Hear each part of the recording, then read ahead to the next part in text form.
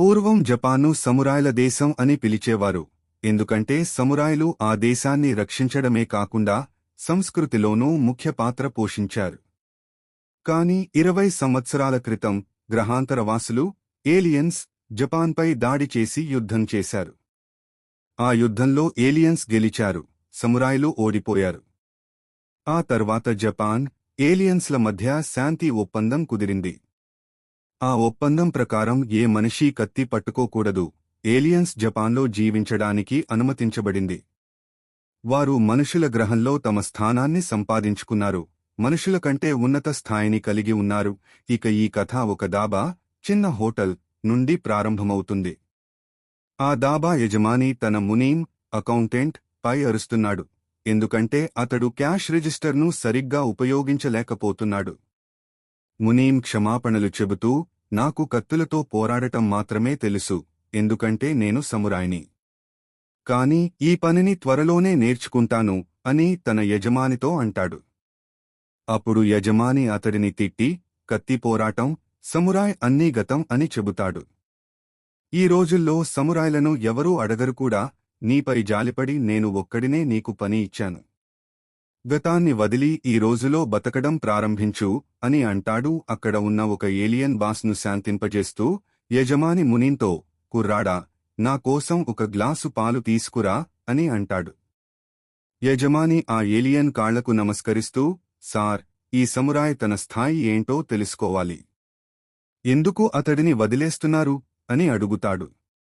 దానికి ఆ ఏలియన్ యజమానితో, మా జపాన్కు వచ్చిన సమురాయ్లు మాతో చాలా పోరాడారు, కానీ కాలక్రమేణా వారు చల్లబడ్డారు. ఇప్పుడు వారిని చూస్తే నాకు వారిపై జాలికి మించిన భావన కలుగుతోంది అని అంటాడు. మీరంతా ఏలియన్స్ చాలా దయగలవారు, మంచి మనసున్నవారు అని అనుకునేలోపు మునీమ్ పాలు తీసుకువస్తున్నప్పుడు ఆ ఏలియన్ కాలు అడ్డుపెట్టి మునీమ్ను కింద పడేలా చేస్తాడని మీకు చెప్పాలి. యజమాని ముందు సమురాయ్ని అవమానించడానికి మాత్రమే అతడు పాలను ఆర్డర్ చేశాడు. పాలు ఉలికిపోగా యజమాని ఏలియన్కు క్షమాపణ చెప్పి మునీమ్కు డబ్బులు చెల్లించడం ప్రారంభిస్తాడు. నీకు ఒక పని సరిగ్గా చేయలేకపోయావు, కాని ఈ దాబాలో ఏలియన్సే యజమానులు అని అంటాడు. మునీమ్తో పాటు అక్కడ ఉన్న మరో సమురాయ్ చాలా కోపంగా ఉంటాడు. ఆ కోపాన్ని యజమానిపై చూపిస్తూ తన చెక్క కత్తిని బయటికి తీస్తాడు. ఇది చూసి ఏలియన్స్ కోపంతో, మా రాక తరువాత కత్తి ఉంచుకోవడం నిషేధించబడింది అని నీకు తెలియదా? లేదా నీ కత్తి చెక్కతో చేసింది కాబట్టి నీకు మినహాయింపు దొరుకుతుందని అనుకుంటున్నావా అని అరుస్తారు. ఇది విన్న మన హీరో, మరో సమురాయ్, ఇలా అంటాడు, ఎంత అర్థం లేని విషయాలు మాట్లాడుతారు. మీకు ఏలియన్ మర్యాద కొంచెమైనా ఉందా? ఈ జాతిలో నాకు కొంచెం కూడా నచ్చదు, కాని మీ చిలిపి పని వల్ల నా ఐస్ క్రీం కింద పడింది. ఇప్పుడు దానికి ఎవరు డబ్బు చెల్లిస్తారు అని అడుగుతూ మన హీరో ఆ ముగ్గురు ఏలియన్స్కు ఇచ్చి అక్కడి నుండి సమయానికి జారుకుంటాడు. ఈ సంఘటన తర్వాత మన హీరో దాబా చుట్టూ తిరుగుతుంటాడు. జనం గుమిగూడతారు. శబ్దం కారణంగా పోలీసులు కూడా అంతా సరిగ్గా ఉందో లేదో తనిఖీ చేయడానికి వస్తారు. దాబా లోపల ఏలియన్స్ అపస్మారక స్థితిలో పడి ఉండటం చూసి పోలీసు ఇన్స్పెక్టర్ మునీమ్ను అరెస్టు చేస్తాడు. నేను చేయలేదు, కొంత సమయం క్రితం ఒక సమురాయ్ వచ్చాడు, అతడు వారిని కొట్టి ఇక్కడి నుండి పారిపోయాడు అని అతడు చాలా వివరించి చెబుతాడు. మునీమ్ ఎంత చెప్పినా పోలీసు ఇన్స్పెక్టర్ అతడిని అరెస్టు చేసి, తరువాత ఇంత పెద్ద కథ చెప్పే ముందు నీ కత్తిని దాచిపెట్టు అని అంటాడు. అది చూసి మునీమ్, నాకు ఈ కత్తి ఎక్కడిది అని అరుస్తాడు. మనం మన హీరో వద్దకు తిరిగి వద్దాం. అతడు స్కూటర్పై చల్లని గాలిని ఆస్వాదిస్తున్నాడు. కానీ అతడి ప్రశాంతతకు భంగం కలిగించడానికి మునీమ్ అతడి వెనుక నుండి వస్తాడు. నా వద్ద నీ కత్తిని వదిలి వెళ్లడానికి నీకెంత ధైర్యం? నీ కారణంగానే పోలీసులు నన్ను అరెస్టు చేశారు అని అరుస్తాడు. తన వెనుక పరిగెడుతున్న మునీమ్ని చూసి మన హీరో, ఎంత మంచి కుర్రాడు, చెక్క కత్తిని తిరిగి ఇవ్వడానికి కూడా ఎంత బాధపడుతున్నాడు అని అంటాడు. అతడు మునీమ్తో, మునీమ్ జీ, కత్తిని తిరిగి ఇవ్వడానికి వచ్చినందుకు ధన్యవాదాలు, కానీ నాకు అది అవసరం లేదు. దారిలో నడుస్తూ తీసుకున్నాను. నీకు నచ్చితే నువ్వే ఉంచుకో అని అంటాడు. మునీమ్ అరుస్తూ, కత్తిని తిరిగి ఇవ్వడానికి రాలేదు, నీ కారణంగా నేను నా ఉద్యోగం కోల్పోయానని చెప్పడానికి వచ్చాను అని అంటాడు. దానికి మన హీరో, ఈ రోజు కాకపోయినా రేపైనా నువ్వు ఉద్యోగం పోగొట్టుకోవలసిందే కదా మునీమ్ జీ. క్యాషియర్గా ఉండి నీకు క్యాష్ రిజిస్టర్ను ఎలా ఉపయోగించాలో కూడా తెలియదు. ఎందుకు నా వెనుక పరిగెడుతున్నావు? నీకు లిఫ్ట్ కావాలా అని అడుగుతాడు. లిఫ్ట్ కాదు, మారువేషం కావాలి అని అరుస్తాడు. ఇది విని మన హీరో తన స్కూటర్ను ఆపుతాడు. కానీ మునీమ్ ఆగలేక స్కూటర్ను ఢీకొట్టి కింద పడతాడు.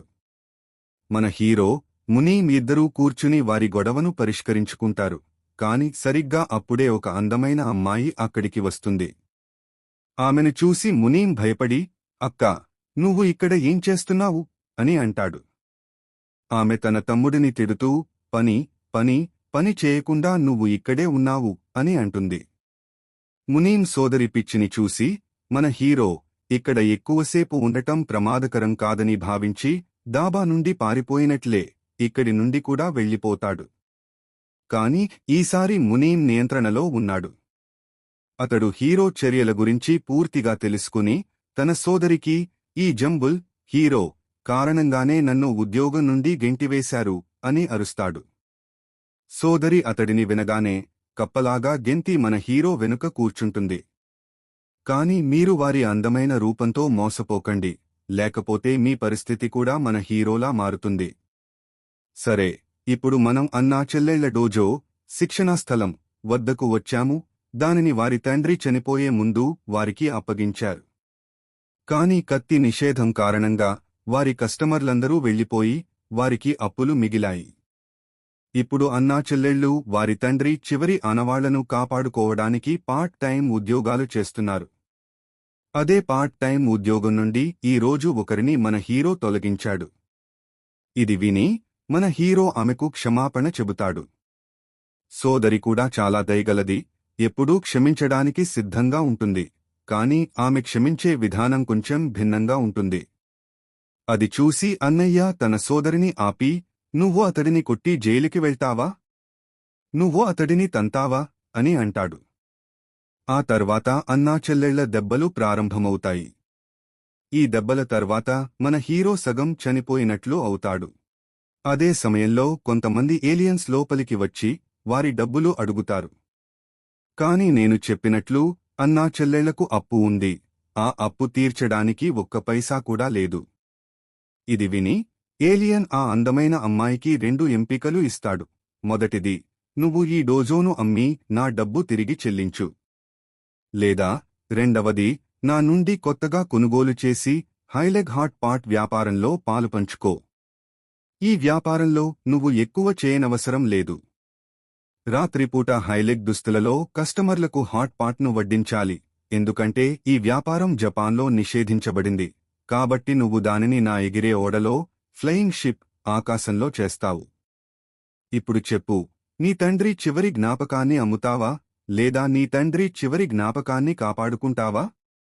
ఆమె సోదరుడు ఈ ఊహించిన ఆలోచనకు గట్టిగా వ్యతిరేకిస్తాడు. కాని ఆమె సోదరి తన తండ్రి చివరి జ్ఞాపకాన్ని, తన చిన్ననాటి జ్ఞాపకాలను కాపాడుకోవడానికి అవును అని చెప్పి ఏలియన్స్తో వెళ్తుంది. తన సోదరి నిర్ణయానికి అన్నయ్య గట్టిగా వ్యతిరేకిస్తాడు. కాని తన సోదరిని కాపాడటానికి ఏమీ చేయలేకపోతున్నందుకు తనపైనే ఎక్కువ కోపంగా ఉంటాడు. అప్పుడు మన హీరో తన గత తప్పుకు బదులుగా సహాయం చేస్తానని ముందుకు వస్తాడు. అప్పుడు మన హీరో, అందమైన అమ్మాయి సోదరుడు ఇద్దరూ సోదరిని రక్షించడానికి బయలుదేరుతారు. కాని దారిలో వారికి పోలీసులు తారసపడతారు. వారు వారి వాహనాలను పక్కకు ఆపమని అడుగుతారు. ఎందుకంటే మన హీరో హెల్మెట్ ధరించలేదు. మన హీరో వారికి ప్రేమగా వివరిస్తాడు. మీ శ్రద్ధకు నేను కృతజ్ఞుడిని, కాని ప్రస్తుతం నేను కొంచెం తొందరలో ఉన్నాను. కాబట్టి మీ పనికిరాని ట్రాఫిక్ చట్టాల కోసం నాకు సమయం లేదు. ఈ మాటలు విని పోలీసు అధికారి కోపంగా, నీకు మర్యాద తెలియదా? ఒక పోలీసు అధికారిని ఎలా మాట్లాడాలో నీకు తెలియదా అని అడుగుతాడు. దానికి మన హీరో, మీకు మర్యాద ఉంటే నేను ఇంతకు ముందే కారును పక్కకు లాగి ఉండేవాడిని కాదు. ఇప్పుడు మీ పిచ్చి మాటలు పూర్తయితే నా దారి నుండి తొలగండి అని సమాధానం ఇస్తాడు. మన హీరో తల దెబ్బ కొట్టిన తర్వాత పోలీసులు వెనుక ఉండిపోతారు. ఏలియన్స్ అందమైన అమ్మాయిని వారి ఎగిరే ఓడలో తీసుకుపోతారు. మన హీరో ఆ ఎగిరే ఓడను చేరుకోవడానికి ఒక మార్గం కోసం వెతుకుతున్నాడు. ఇంతలో పోలీసులు వారి కారును ఎగిరే కారుగా మార్చి హీరోను అరెస్టు చేయడానికి ప్రయత్నిస్తారు. కాని ఇది మన హీరోకు విచారకరమైన వార్త కాదు, మంచి వార్త. ఎందుకంటే ఇప్పుడు అతడు ఆ ఎగిరే ఓడను చేరుకోవడానికి ఒక మార్గాన్ని కనుగొన్నాడు. ఇంతలో ఏలియన్ ఆ అందమైన అమ్మాయికి కస్టమర్కు ఎలా వడ్డించాలో నేర్పుతున్నాడు. కాని ఆమె పురోగతి పట్ల ఏలియన్ నిరాశ చెంది కస్టమర్కు కేవలం వడ్డించడమే కాదు, ప్రలోభపెట్టాలి కూడా అని వివరించడానికి వస్తాడు. ఇది విని ఆ అందమైన అమ్మాయి ఏలియన్ దవడను పట్టుకుని, క్షమించండి, కాని నాకు ప్రలోభపెట్టడం తెలియదు అని అతడికి వివరిస్తుంది. కాని ఏలియన్ దీనికి సమాధానం చెప్పడానికి సిద్ధంగా ఉన్నాడు. అతడు తన హైలెగ్ హాట్ పాట్ హెవెన్ దుస్తులను బయటికి తీసి అందమైన అమ్మాయిని వాటిని మార్చుకోమని అడుగుతాడు.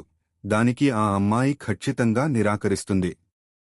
కాని ఏలియన్కు ప్రతిదానికి లేదు అనే మాట వినే అలవాటు లేదు. కాబట్టి అతడు ఆ అమ్మాయిని బట్టలు మార్చుకోమని బలవంతం చేస్తాడు. ఇంతలో మన హీరో, ఆ అమ్మాయి సోదరుడు పోలీసు కారును తీసుకుని ఏలియన్ ఎగిరే ఓడ వద్దకు చేరుకుంటారు. ఇది చూసి ఏలియన్లందరూ కోపంగా వారి తుపాకులను బయటికి తీస్తారు. ఇది చూసి మన హీరో కూడా ఒక పేలుడు పోరాటానికి సిద్ధమవుతాడు. పోరాటం ప్రారంభమయ్యే ముందు అతడు షినిచ్, అందమైన అమ్మాయి సోదరుడు, తో నేను వారిని ఒక్కడినే ఎదుర్కొంటాను, అప్పటివరకు మీరిద్దరూ ఇక్కడి నుండి పారిపోండి అని అంటాడు. ఆ తర్వాత మన హీరో, ఏలియన్స్ల మధ్య పోరాటం ప్రారంభమవుతుంది. అందులో మన హీరో ఏలియన్స్ను ఒకరి తర్వాత ఒకరిని చంపేస్తాడు. పోరాటాన్ని ఉపయోగించుకుని షినిచ్ తన సోదరితో అక్కడి నుండి పారిపోయి తన సోదరితో మన హీరోను పొగడటం ప్రారంభిస్తాడు.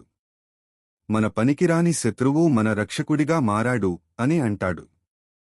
కాని షినిచి పొగడుతున్న సమయంలో అతడి రక్షకుడు తన తోకను ఆడిస్తూ వెనుక నుండి పరుగెత్తుకుంటూ వస్తాడు. అది చూసి షినిచి, ఏయ్, ఏం చేస్తున్నావు?